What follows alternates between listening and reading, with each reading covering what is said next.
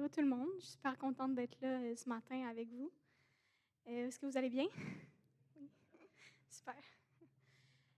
Donc moi, c'est Béatrice. Je suis la fille de Martin et Annabelle, juste là. Puis j'ai eu la chance de grandir dans cette église depuis que je suis née. Donc au départ, ce sont mes grands-parents, mes 4 grands-parents qui étaient catholiques, puis qui se sont convertis au protestantisme dans le début de leur vie adulte. Puis, ça fait que mes parents, ainsi que moi, on a tous été élevés dans des milieux chrétiens.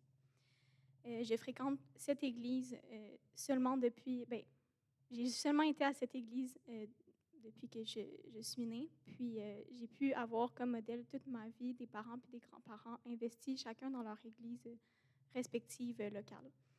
Donc, depuis mon enfance, je baigne dans un milieu chrétien, puis j'entends parler du sacrifice de Dieu, du sacrifice de Jésus, de sa vie, de son ministère, ainsi que de Dieu et sa création. Donc, vous pouvez comprendre qu'avant l'école primaire, j'avais jamais vraiment eu de contact avec un milieu non chrétien. Donc, ça a été un premier choc pour moi.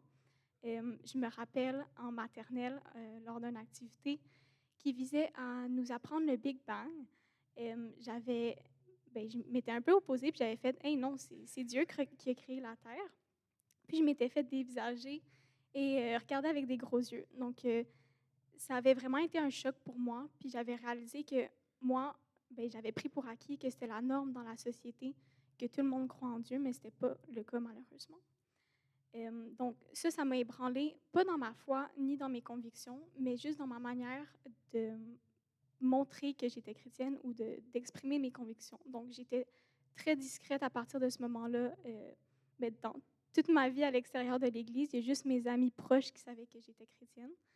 Puis, c'est ça. Donc, mais je le répète, je croyais tout de même en Dieu, mais je ne comprenais pas totalement non plus l'ampleur du sacrifice qu'il avait fait pour moi personnellement.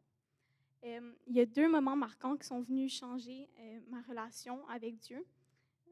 Donc, premièrement, c'est quand j'ai entendu parler de l'histoire des pas dans le sable. Est-ce qu'il y en a qui la connaissent ici?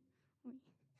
Donc, je vais faire un petit résumé pour que ceux qui ne la connaissent pas. Donc, les pas dans le sable, c'est une dame qui, je ne sais pas si c'est un rêve ou si c'est juste une histoire qu'elle a écrite, mais en gros, c'est une dame qui se promène sur une plage avec Jésus à ses côtés.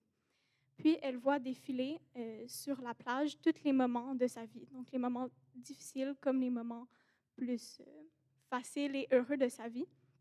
Puis, en regardant en arrière d'elle, elle voit que durant les moments les plus difficiles de sa vie, il y a juste une paire de pas, genre, il y a juste une trace de pas, alors qu'ils étaient 2 à marcher. Il y avait Jésus et elle. Donc, elle se tourne vers Jésus et elle lui demande comment ça, dans les moments les plus difficiles de ma vie, tu m'as abandonnée?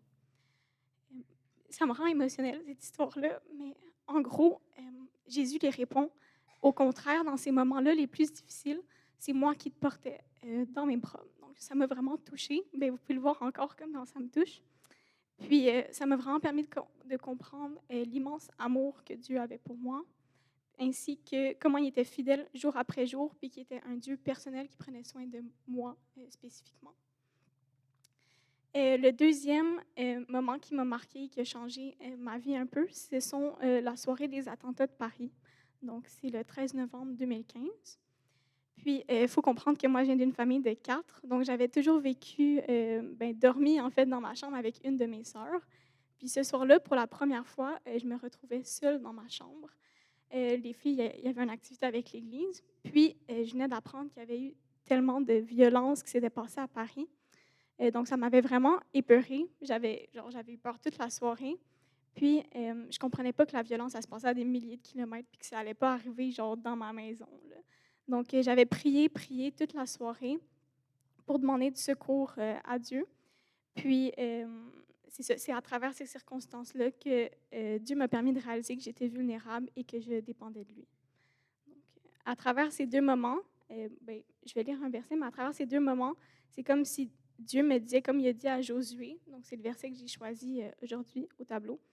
Donc, il me disait, ne t'ai-je pas ordonné, fortifie-toi et prends courage, ne sois pas effrayé ni épouvanté, car l'Éternel, ton Dieu, est avec toi où que tu ailles. Donc, Josué 1:9. Puis, c'est ça, ces deux événements ont vraiment été les éléments déclencheurs de ma relation avec Dieu. J'ai réellement compris que Dieu voulait avoir une relation personnelle avec moi.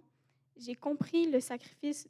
Bien, j'avais déjà compris le sacrifice de Jésus, mais là, je l'ai vraiment vécu et je l'ai accepté dans ma vie à moi.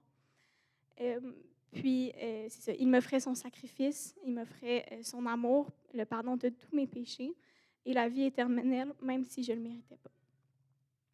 Au cours des années qui ont suivi, j'ai eu la chance, Dieu a mis sur mon chemin des bons leaders aussi qui ont pu répondre à mes questions au fur et à mesure. Donc, je pense à la jeunesse, je pense à l'école du dimanche. Merci Vincent. Puis, il a aussi permis que j'aille dans beaucoup de camps chrétiens, donc à Péniel, au camp des Bouleaux, où j'ai passé un été, ainsi qu'à Patmos, où est-ce que je me suis fait plein d'amis. Donc, à travers, c'est ça, les camps, les activités de la jeunesse et mon implication dans l'Église, ma foi a vraiment été affermie. Puis aussi, lors de mon secondaire et lors de mon cégep même, Dieu n'a jamais cessé de multiplier les occasions pour moi de parler de ma foi autour de moi. Donc, il a permis que je vainque ce défi-là, finalement, de ne plus être discrète par rapport à mes convictions, par rapport à ce que je croyais à Dieu, mais d'en parler partout autour de moi. Donc, je le remercie pour ça.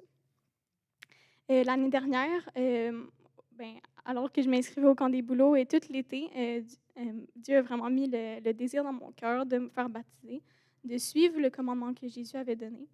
Puis je sais que ma vie n'est pas parfaite, puis je sais que je vais être tentée à chaque jour encore, mais je sais que Jésus est plus fort par sa mort sur la croix, qui m'a sauvée, il m'offre la vie éternelle. Donc moi, je veux le suivre et je veux lui obéir pour le reste de ma vie. Merci tout le monde.